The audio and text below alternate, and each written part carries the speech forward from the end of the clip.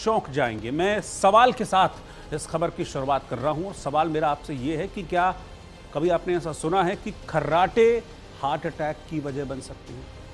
ये मैं इसलिए कह रहा हूं क्योंकि मेरठ में उस वक्त एक घर में हड़कंप मच गया जब 10 साल के एक मासूम बच्चे के लिए खर्राटे जानलेवा साबित हो गए।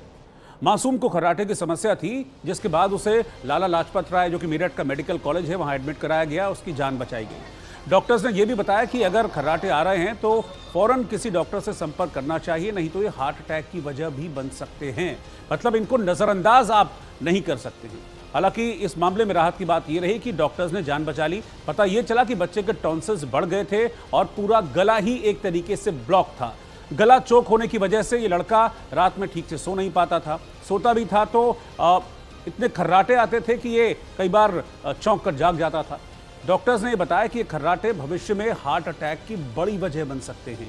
जांच की तो पता चला कि दम घुटने की वजह से बच्चे के दिल पर काफी जोर पड़ता था। इस वजह से उसके जो दिल के हार्ट वॉल्व्स, जिसको हम बोलते हैं हार्ट वॉल्व, वो खराब हो गए थे।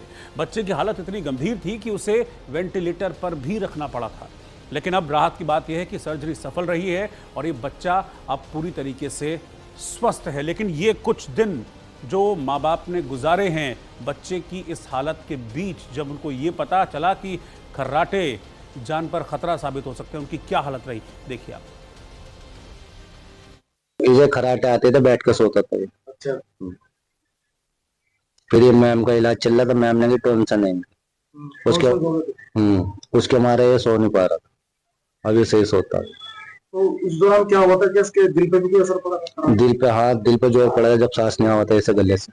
डॉक्टर को जो आपने दिखाया, क्या बताया उन्होंने, दिल पर क्या असर पड़ा? उन्होंने ये कहा है जब ये सांस नहीं ले पाता तो दिल पे जोर पड़ता है, इसके वाल्व जो है वो खराब हो गया। दिल पे जोर पड़ गया, दिल फैल जाता है। अच्छा।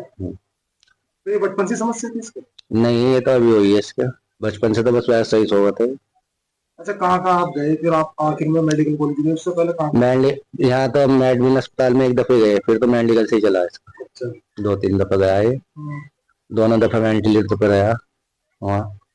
फिर आप मेडिकल गए तो वहां पर क्या बताया डॉक्टर ने, कैसे पता लगा इसकी बीमारी? मैम ने चेक करा था, मैम ने बताया, फिर इनका टेंशन है, ऑपरेशन होगा इनका गला। क्या आप जानते हैं खर्राटे लेने की वजह से किसी की मौत भी हो सकती है? जी हाँ, खर्राटा आमतौर पर एक मामूली बीमारी होती है, लेकिन आपको पता लगना चाहिए कि खर्राटा लेने की वजह से लोग मर भी सकते हैं। ताज़ा मामला मेरठ का है, जहाँ पर एक 10 साल का बच्चा अक्सर खर्राटे लेता था। जिस वक्त वो खर्राटे ले रहा था तो उसका सांस रुक गया। परिजन अस्पताल के अंदर उसको लेकर पहुँचे तो वहाँ डॉक्टरों ने जाँच की। जाँच में पाया गया कि जो बच्चा है उसके गले के अंदर उसके टॉन्सिल बढ़ गया है खर्राटा लेने की वजह से, और वो इस वजह से सांस नहीं ले पाया जा रहा है उसको। और इस वक्त मेरे साथ Padmashri doctor Sanjeev Bagai, chairman nephron clinic, जुड़ गए हैं।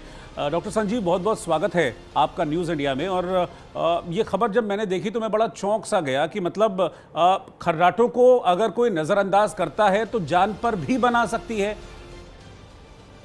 जी, जो पुराने जमाने में या हिंदी में कहते हैं खराटे, जो इंग्लिश में कहते हैं स्नोरिंग, एक काफी गंभीर और सिग्निफिकेंट मेडिकल इशू है, जो अक्सर इंडियन माइथोलॉजी में उसको ज्यादा हम ध्यान नहीं देते, अटेंशन नहीं देते। जो आंकड़े हैं वर्ल्ड वाइड, ऑलमोस्ट 83% जो मेल्स हैं एंड 71% फीमेल्स हैं, स्नोरिंग होती है उसमें, जो खराटे कहते हैं। और इसको मेडिकल अटेंशन की जरूरत है, क्योंकि ये लॉन्ग टर्म इफेक्ट कॉज करता है। इसके कारण काफी हैं, बट इसमें 3 चीज बॉटम लाइन सबसे जरूरी है। एक है, इसमें ऑक्सीजन का जो सप्लाई है लंग्स में और हार्ट में वो कम हो जाता है, क्योंकि जो आपका जो एयरवे पैसेज है वो नैरो है, या जो आपका टंग है, जो जीभ है, वो पीछे ऑब्स्ट्रक्ट कर जाती है। दूसरी चीज है, ये इन्फ्लेमेशन कॉज करती है बॉडी में। और तीसरी चीज जिसे हम कहते हैं ऑक्सीडेटिव स्ट्रेस, यानी कि ये इन्फ्लेमेटरी मार्कर्स रिलीज होता है ऑक्सीजन की कमी के कारण, जिसे हम हाइपोक्सिया कहते हैं। और ये हार्ट पर, ब्रेन पर, आंतड़ियों पर, लिवर पर, किडनीज पर लॉन्ग टर्म इफेक्ट कॉज करता है। Obesity, insulin resistance, diabetes mellitus, यहां तक आंकड़े हैं कि 48% रिस्क है न्यूरोलॉजिकल इवेंट्स, मतलब ब्रेन में इफेक्ट का, और 28% हार्ट पर इफेक्ट का। यानी हार्ट अटैक्स हो सकते हैं, हाइपरटेंशन होता है, लिपिड्स की एब्नॉर्मेलिटी होती है, और इंसुलिन प्रेसिपिटेशन के साथ इनका डायबिटीज का भी रिस्क काफी मात्रा में बढ़ जाता है। अच्छा, तो ये मतलब पता कैसे चले कि कब आपको चेक कराना चाहिए? क्योंकि खर्राटे तो आज के टाइम में आप समझिए कि मैक्सिमम लोगों की ये समस्या है। कब इसको चेक कराया जाए कि अब ये तो छोटा सा बच्चा था, 10 साल का बच्चा था, कैसे पता चले कि ये जो खर्राटे हैं ये हमको इस स्टेज पर पहुंचा रहे हैं? तो ये एज के हिसाब से निर्भर करता है। जी। तो जिन बच्चों को ज्यादातर नोज ब्रीदिंग हो, दैट मीन्स माउथ इनका इतना ब्लॉक्ड है कि माउथ ओपन रहता है, एंड ये ऑब्लिगेटरी जो माउथ ब्रीदर्स होते हैं उनको सांस लेने में दिक्कत होती है, या रिकरेंट टॉन्सिलाइटिस, फेरेंजाइटिस, या किसी किसी बच्चे का मुंह छोटा रहता है और टंग लार्ज होती है।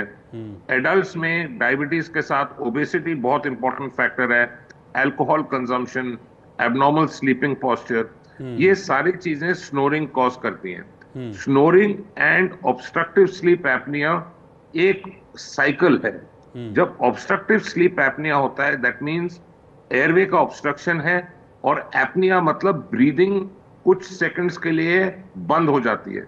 ब्रीदिंग बंद मतलब ऑक्सीजन बंद, यानी लॉन्ग टर्म इफेक्ट। तो जब भी कोई भी बुजुर्ग आदमी या एडल्ट स्नोर कर रहा है, एक सिंपल स्लीप स्टडी होती है जिसके साथ हम पता कर सकते हैं कि आपका ऑक्सीजन कम हो रहा है कि नहीं, आपकी सैचुरेशन फॉल हो रही कि नहीं, आपकी ब्रीदिंग सस्टेन्ड है कि नहीं, आपका पल्स रेट क्या है, बीपी क्या है, उस दरमियान। ठीक है डॉक्टर संजीव बघेई साथ में जुड़ने के लिए और बताने के लिए कि ये खर्राटे जो हैं मतलब इतना खतरनाक हो सकते हैं कि ये किसी की जान भी ले सकते हैं। और मेरठ में हमने इसका एक एग्जाम्पल भी देखा, लेकिन बच्चा खुशकिस्मत था कि वक्त रहते वो डॉक्टर्स के पास पहुंच गया सही हाथों में और उसकी जान बच गई। बहुत बहुत शुक्रिया सर साथ जुड़ने के लिए। इधर राजस्थान के अजमेर शरीफ